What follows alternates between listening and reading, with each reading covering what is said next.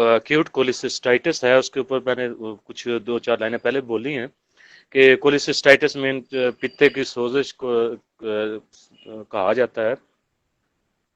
आमतौर पे अगर इसके एसेंशियल ऑफ डायग्नोसिस को देखें कि कौन कौन सी अलामात एक अक्यूट कोलिसिस्टाइटिस वाले मरीज में मौजूद होती हैं, तो उसमें क्या होगा कि एक सवियर पेन होगा और टेंडरनेस होगी राइट हाइपोकॉन्ड्रिक रीजन में और एपिगैस्ट्रिक रीजन में।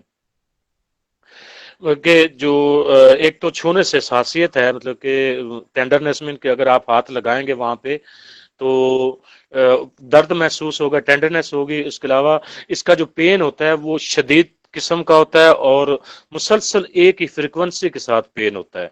इसमें इसके पेन में फ्लक्चुएशन नहीं होती कि कभी कम या ज्यादा नहीं होता, बल्कि सवियर पेन ही होता है, शदीद दर्द ही होता है और मुसलसल होता रहता है। इसी तरह इसके मरीज को साथ नौजिया एंड वॉमिटिंग हो सकती है। उसको या तो पहले मतली आएगी और साथ जो है उसको कै आना शुरू हो जाएगी। जॉन्डिस हो सकता है, साथ मरीज को जॉन्डिस में यरकान हो सकता है और फीवर की कंडीशन हो सकती है। ल्यूकोसाइटोसिस आपको मिल सकता है कि उसके आरबी जो डब्ल्यूबीसीज हैं वो नॉर्मल से बड़े हुए मिलेंगे।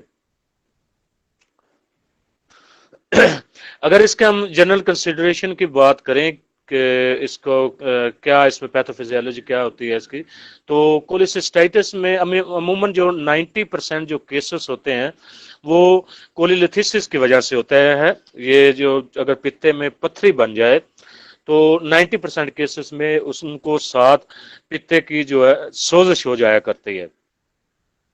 इसी तरह ये इसलिए होता है कि जब चूंकि आप इस बारे में जानते हैं कि वहां से बाइल जिगर से बाइल जो है वो पहले पित्ते में स्टोर होती है, तो वहां से आगे बाइल डक्ट के जरिए ड्यूडनियम में इसने जाके गिरना होता है।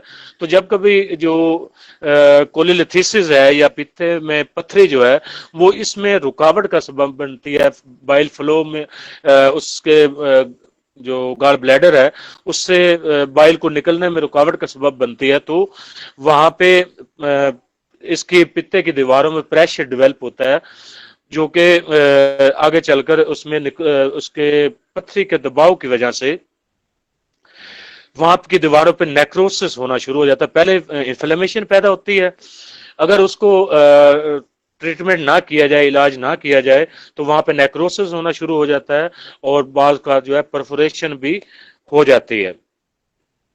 अगर हम इसके अक्यूट अटैक को देखें, पेन को, तो ये अमूमन फैटी मील्स खाने के नतीजे में इसका शदीद दर्द शुरू होता है और इसके साथ दूसरी अलामात आना जो है शुरू हो जाती हैं। अब ये शुरू के केसेस में इसकी जो पेन है वो वैसे फ्लक्चुएट होती है, लेकिन जब ये कोलिसिस्टाइटिस कंप्लीट डेवलप हो जाती है, इसमें नेक्रोसिस आना शुरू हो जाता है, तो सीवियर टाइप की जो है वो पेन रहना शुरू हो जाती है उस बंदे को।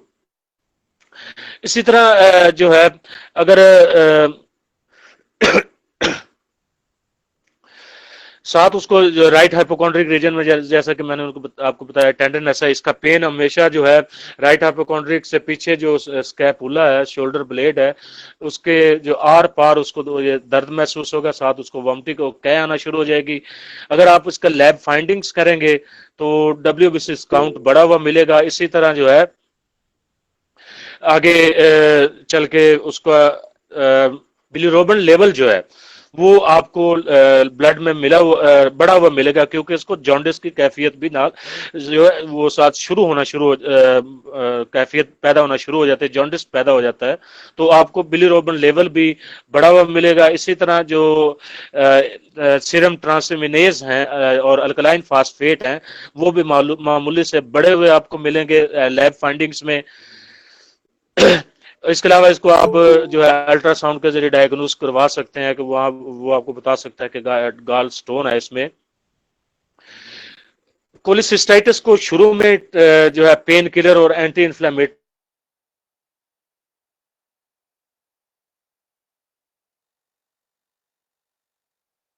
उसको कोलिलिथिसिस जो है वो रिलीज ना हो।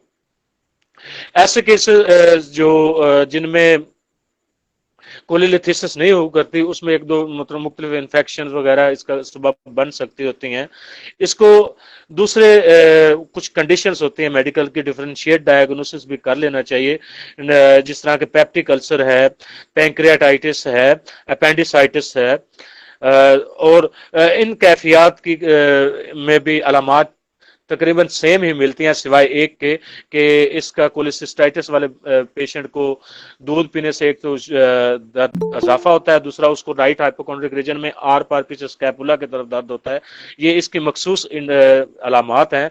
बाकी जो इसके लिहाज से अलामात है, नोज़िया और वॉमिटिंग है, या मरीज आपको पूरे अब्डोमेन में टेंडरनेस बताता है, तो इस लिहाज से उसको दूसरे जो अभी मैंने बात की पैंक्रियाटाइटिस या अपेंडिसाइटिस या गैस्ट्रिक अल्सर में आप उसको डिफरेंशिएट डायग्नोस जो है करना जरूरी है, कि हो सकता है उनको वो कैफियत हों।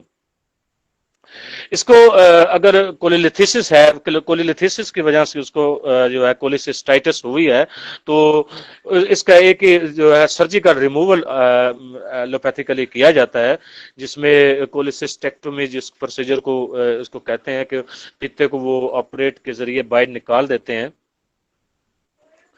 बाकी आप मुख्तलिफ फील्ड्स में अगर अपने नज़रियात के मुताबिक मुख्तलिफ तरीका इलाज वाले इस कोलिलिथिसिस का इलाज करते हैं पित्ते में पथरी को, तो पित्ते में पथरी को इंशाल्लाह मैं कल जो है वजाहत करूंगा इसकी।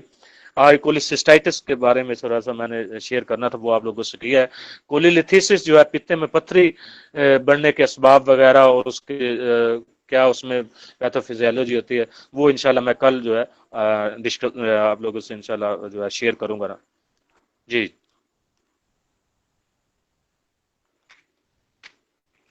सर थोड़ा मौजूद हूँ जी, मौजूद कर हूँ दूं। जी, मैं मौजूद